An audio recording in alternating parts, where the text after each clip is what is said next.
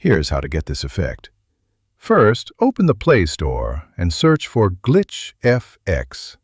Click Install and open it. Select a video. Click and hold an effect to apply it. Thank me later. You can also explore a full library of effects inside the app. Simply scroll through the collection, find an effect you like, then click and hold to apply it to your video.